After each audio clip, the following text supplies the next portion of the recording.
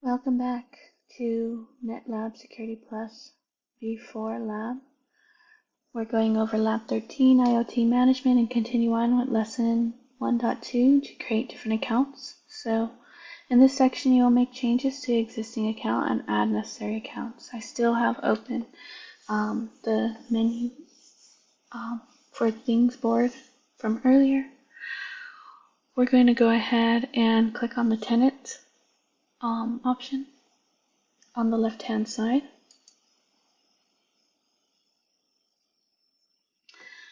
Now from here to the right side, we will first delete the default tenant account, and again for security purposes, click the trash icon. So I'm going to select this, and then we're going to hit trash. And yes, we want to delete that. As the default tenant is gone, we will create a new tenant. So we're going to click the plus button. And in the window, for practice purposes, we're only going to fill the title field and leave the tenant profile as default.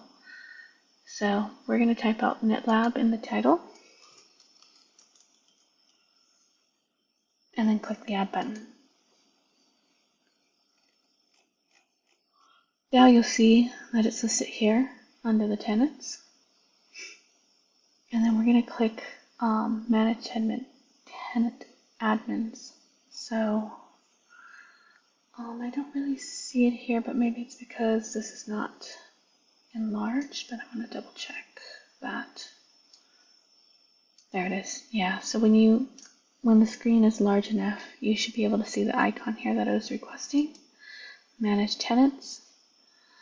Okay, I'll bring this back down so you can see the content over to the right like before.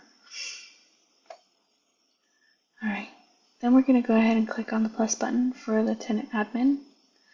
And in this window, we're going to fill out in the email field netlab_tenant admin at xyzsecurity.com. And then leave the activation method as the default setting, which is leave it as display activation link. And then we're just going to click add. After you click the add button, a new window will show. Click the copy button to copy the activation link, and it will prompt with user activation link has been copied to clipboard, and click close. So that option is this little box over to the right hand side of the activation link itself. When I click on that, there is the pop-up that it's been copied. I'm going to go ahead and hit OK, and then in a new browser, I'm going to paste that. So I'm going to open up a new tab by clicking the plus button next to the existing web tab that we have open. And I'm going to select Control V, which will paste that right into the address bar, and then hit enter. It says you will be asked to create a password for the account. So we're going to type in capital NDG, lowercase LABPASS, 123, exclamation mark. Type it again, NDG, lowercase PASS, LAB,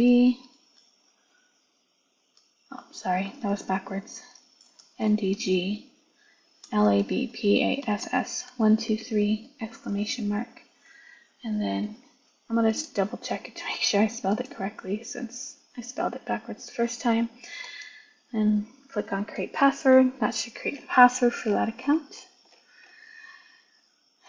And then we're back at the main page. And in the upper right hand corner, it should show that you are now logged in as netlab_tenant. So let's take a look at that. Let's open this up a little wider.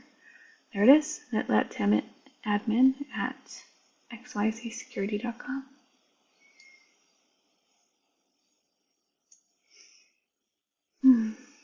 Now to the left side, there'll be more options showing than before because now we're an administrator. And we're going to click on the Customers button. So that's the third option on the left-hand menu. And then we're going to select the plus button to add a new customer. In here, we're going to type in the title field test_customer, and then just click add. Now that customer is created. We're going to leave that open and then go ahead and start lesson 2, where we're going to create and add an IoT device. I'm going to stop the video here. I'm going to come back for a part 3 to finish lesson 2.